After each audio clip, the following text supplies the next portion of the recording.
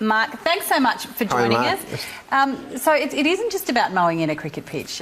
It's not, and thank you so much for having me. It's a pleasure to be here. No, look, as you say, there's a lot of things to really factor in. The initial discussions we always have around clients is the first thing is functionality. So how does the client live? How are they going to use this space? And what sort of lifestyle requirements do we need to factor in? So we get the functionality right, and then we build the garden around that. And I'm wondering, when you get the direction, sometimes as the designer interior, I say I've got the clients and the house. It's sometimes what happens if the people have got a direction they want to go, but the house is telling you something different? Yeah, there's definitely, we have to have a focus on trying to create a synergy between the architecture of the home, the interior design and the landscape. So you're quite right, that all needs to tie in some regard, and often there's some questions we need to ask the client, and also a little bit of education that we have to apply as well. Yeah, let's have a look at an example of where you've done that. There's a home in Longueville that we're going to look at first up. Tell us about this one.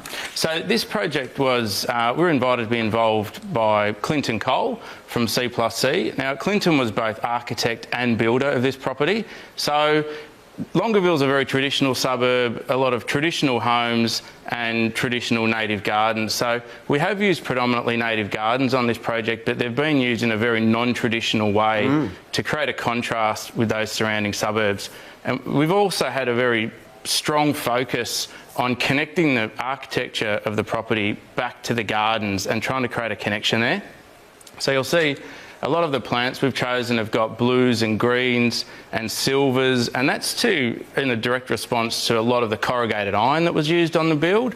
And we've also really tried to just, again, have the architecture and the planting be seen as one. These structures that you can see were purpose-built by C+C for climbing plants to actually cover and trail over. The way they are doing that, isn't it? Yeah, it's a long-term view. It's obviously going to take some time for those plants and vines to do that. But again, it was keeping to that brief of trying to merge the architecture with the planting. It looks more like a sort of almost a dry landscaping, like a dry riverbed sort of style of architecture, gardening that you put, because the dwelling is nothing but, you know, it's nothing traditional about it. There's nothing traditional about it. The side passage there, yeah, you're right, we have done a very succulent-based garden in that area. It's probably the one area where we haven't used traditional natives. And again, we've tried to really pick up the tones of the architecture and the surrounding landscape. But it's interesting with tradition, a lot of corrugated iron has been used, which is a traditional product, but again, it's been used in a very non-traditional way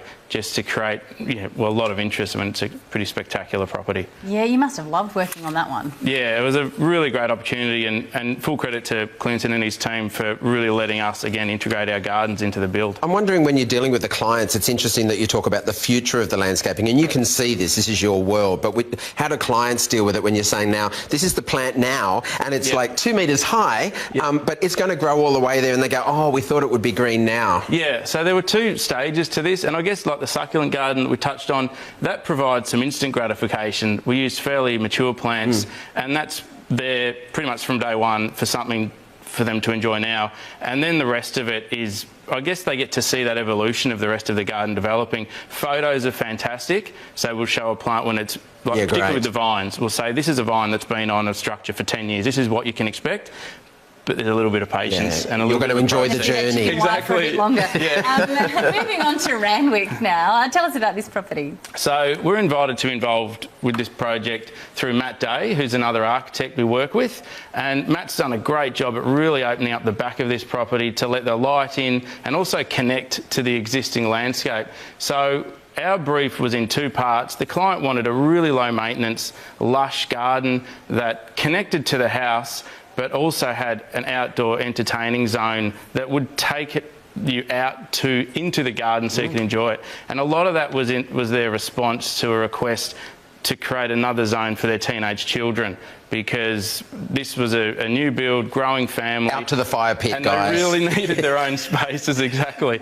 So, whether you like it or not. Yeah. It's an interesting point, though, that you make, because, Mark, as families grow and change, we all need a little bit of space to ourselves. So creating that space outside in your landscaping that might not necessarily be inside the home is an important thing too. Yeah, absolutely. And it was a huge part of their brief. And they all wanted to be at home together, but but have their own spaces. And we've had some magnificent reviews from Wendy, the owner of this home, that, you know, she said it's really transformed their lifestyle. Everyone's at home together, but they have their own privacy and their own space. I love that. And Look that at is that. so private, that little space that you've created out there, isn't it? Because it's sort of lush and greened in, it does feel like a completely different environment. And we have a great borrowed landscape. If you look behind the cabana, you can see there's a really advanced tree canopy there that's been there for quite a long time. So we've sort of pulled that into our design. So we've created almost a bit of a rainforesty type feel, where you're walking through a raised boardwalk down into another zone. So it's still connected to the house, but there's enough separation to really feel that, you know, they have I love their that space. term you just used, a borrowed landscape. So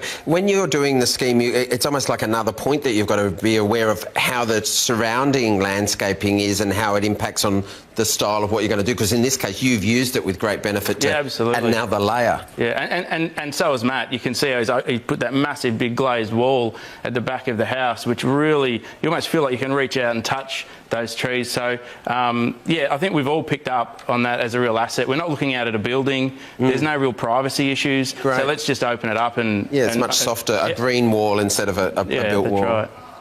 Beautiful.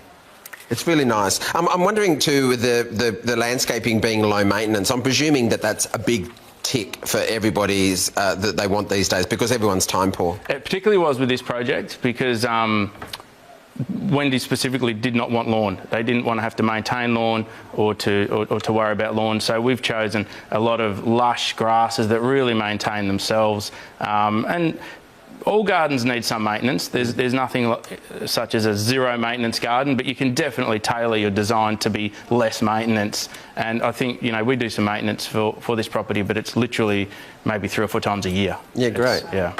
So. Can we have a look at a Coogee house now that you worked on? Tell us about this one.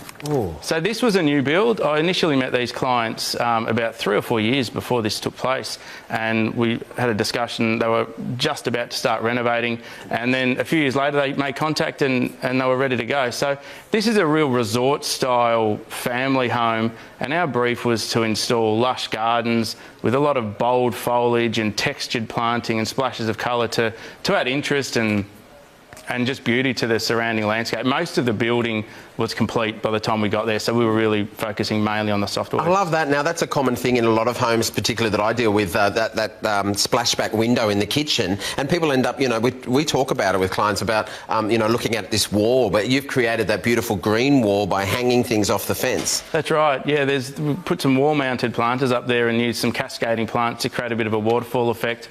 Again, it's really low maintenance, and just that, as you say, the window splashback's important to let light in, but it's really important, what are we looking out onto? Yep. And it wasn't a very, you know, expensive part of the process, but it's just a And really it's quite nice result. instantaneous too, that one. Yeah.